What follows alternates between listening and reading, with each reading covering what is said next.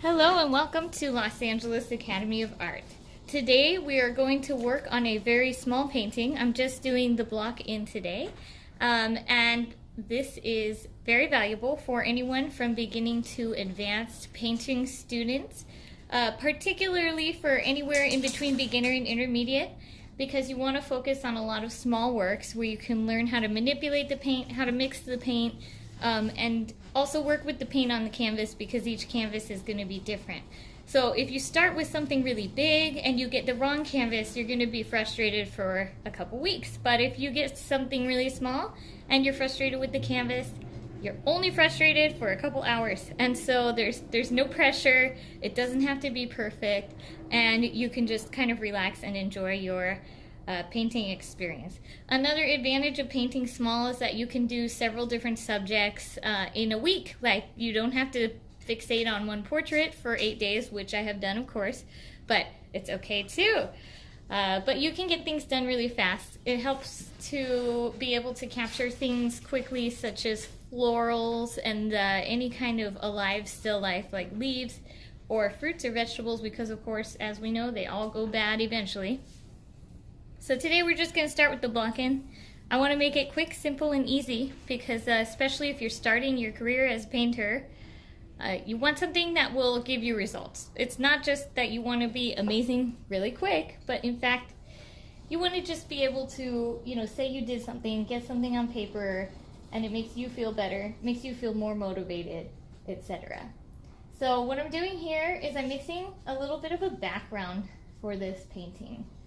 What I'm going to do is make sure that my canvas is not white. And the reason is because, as I know you can't tell from the picture in the video because the bell pepper is so small, but there's actually no white anywhere in nature at all. Even this white canvas is technically not white. If you're painting a picture of it, it's going to be gray. The only thing that could be as bright as white is the sun. And if you paint that, you still have to make it relative to the rest. So I'm going to go ahead and make sure that my board is toned. And because I have quite a cool look about the background, I'm going to go ahead and cool it down. What I'm originally using is burnt sienna, burnt umber, and ultramarine blue. And then I'm going to take a little bit of my ivory black, and I'm going to add that as well.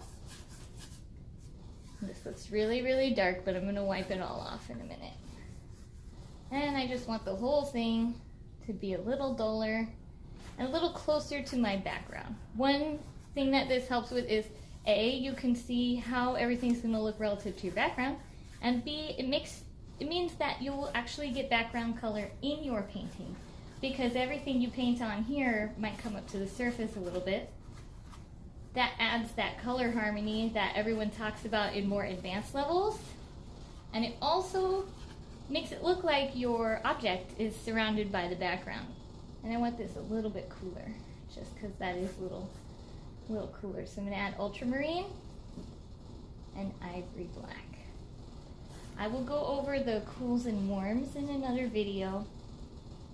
So for now, this is what I'm working with. Ultramarine and ivory black.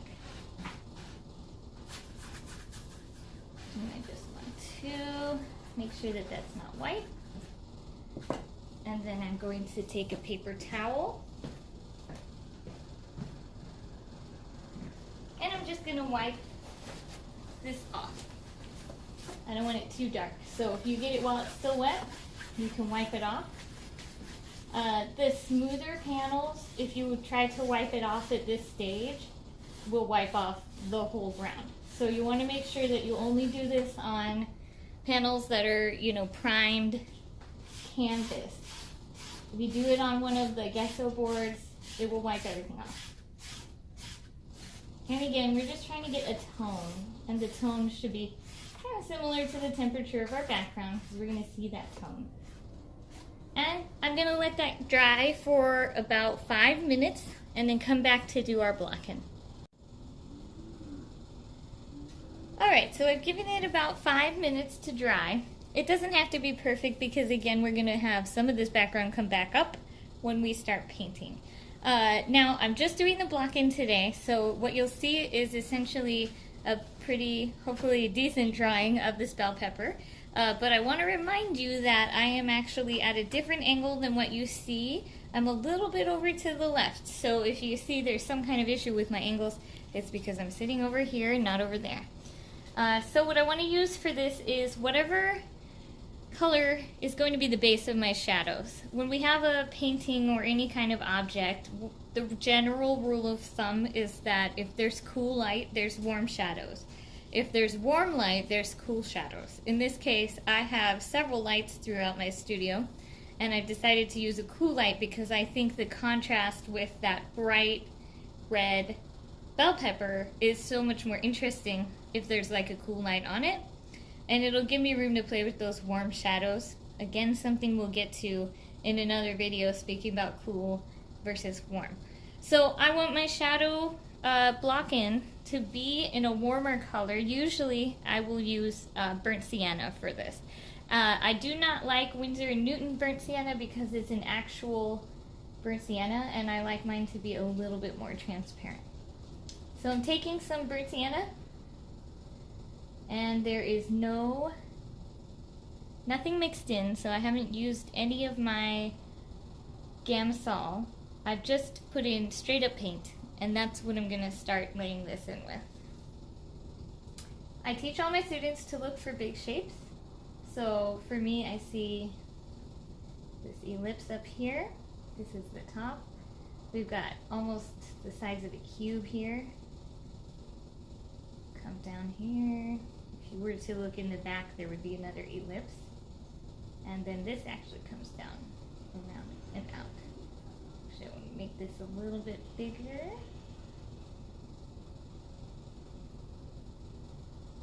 For areas of much darker shadows, I can add a little more paint, kind of to indicate the edges of this bell pepper. And there is another ellipse in here where the stem is.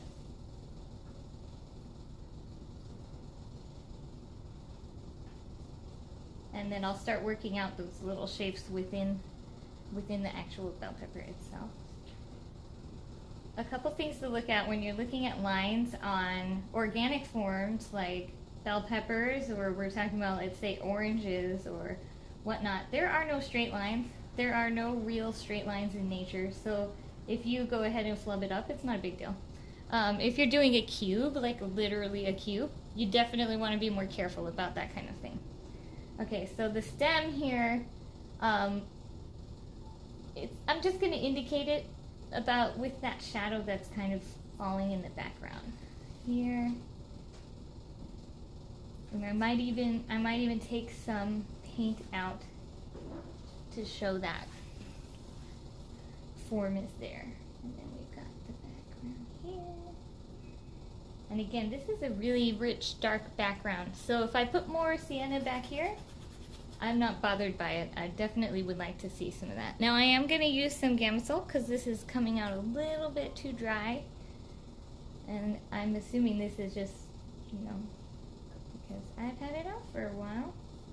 So now I'm going to start looking closer at what's in here. I'm going to add a little bit of ivory black to my mixture and start refining the shapes.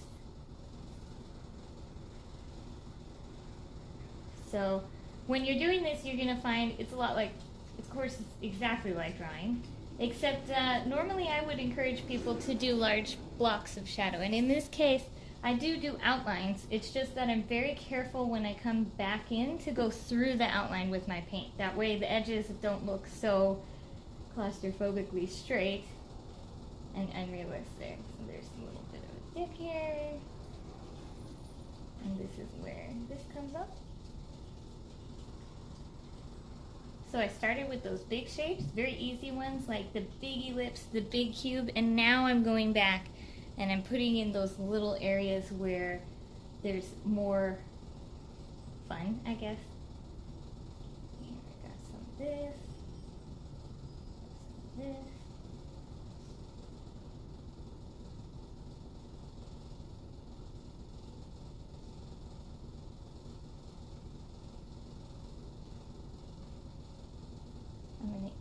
I'm actually putting in sienna there to indicate that it goes back because I want it to blend in more with my background. It is a very, very hard edge because we've got this bell pepper here and it goes to a straight black background. I know you see blue, but from my angle I see black. But I still want it to look more soft in the back. I don't want your eye going there, so I'm going to soften it up there. And here.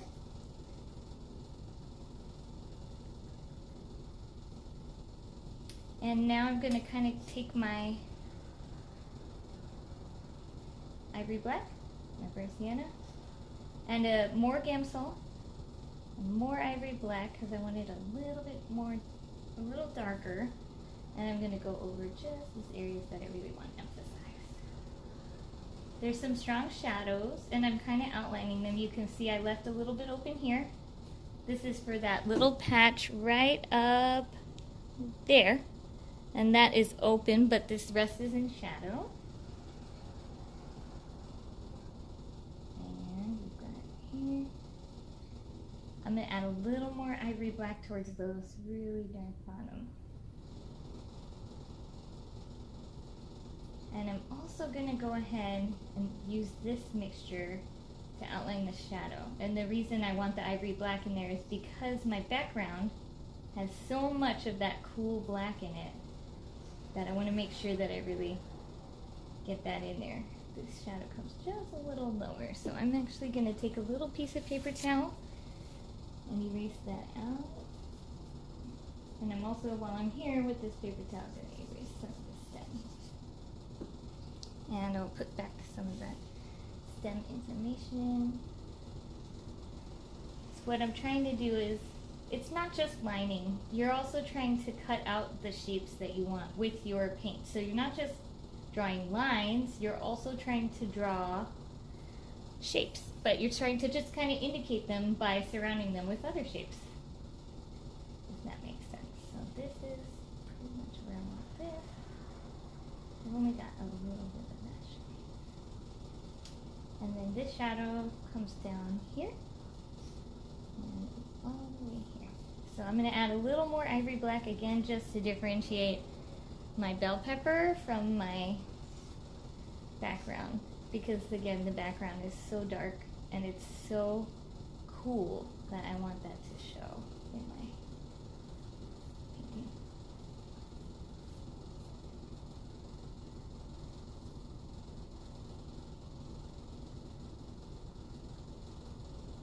That's good. So we're almost done with this, but I also want to show some of this background here.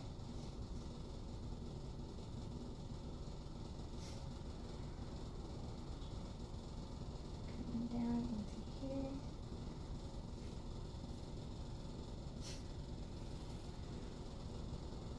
And one thing I do is if I need to figure out a shape, I'll kind of hold my brush at an angle. So for example, if I want the side of this, I'll hold it literally to the side. And then I'll come to my canvas and I'll hold it that way too. And I'll just pull it down. So essentially I'm finding angles with my paintbrush. There. And then I pull it down like that. Now I'm at a different angle, so when I'm doing this, you're going to see, what?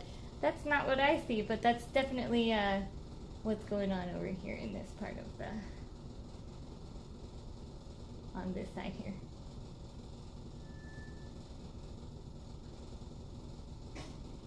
Okay, so now everything's pretty light and loose, and there's a bunch of areas with a lot of brightness. Although I'm going to go ahead and take out again. Take out some more on this stem, because it's really quite bright over there. I just want to make sure that I know exactly where my stem is going to go, so that the shapes around it don't get lost. And I'm going to go ahead and take pretty much straight up ivory black, tiny bit of sienna, no Gamsol, and I'm going to cut in those really dark spaces. Let's say right under here. I check my work a lot, so if you see me pull back my brush, I'm kind of stepping back from my painting to go ahead and look from afar to see if there's any major errors. With still lives, especially fruits and things like that, is much more forgiving than like a portrait, but I still want to make sure that I'm on the right track, so I do frequently check my work.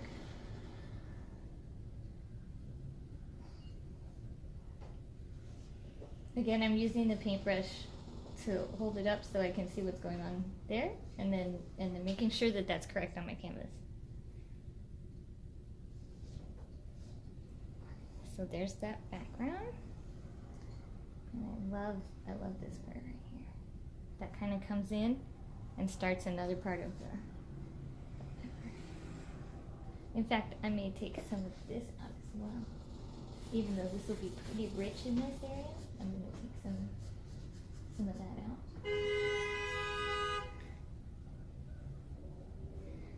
out.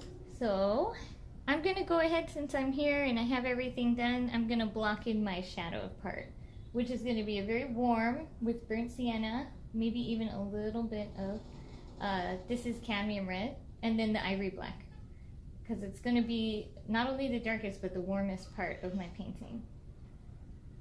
And I don't want to dilute that mixture too much, because as you go along, if you paint over something that's thick with a thinner paint, it will not settle on the actual canvas and it's prone to cracking. So what you want to do is keep all this, see this transparency and thinness that's used from the Gamasol. Here's my cup of Gamasol. You want to make sure that every time you paint on top of that, you're using less Gamasol. You want to make sure that it gets more and more like the actual consistency of your original paint. And a lot of the time I will just paint with original paint if I'm not doing a block-in. So let's see, very dark and rich here.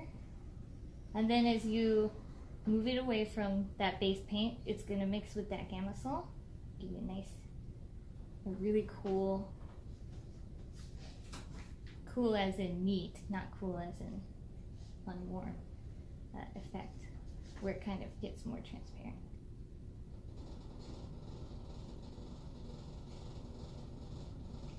So that's about right.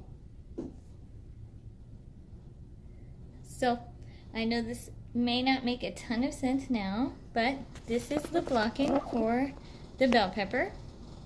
From my angle over here is just very much in shadow. All of this is almost in shadow, and that's why the stem looks like it's so far off center, because all of this area is going to be stem. It looks a little dark right now because I still had to try to differentiate it from the rest, but it's going to be stem up there.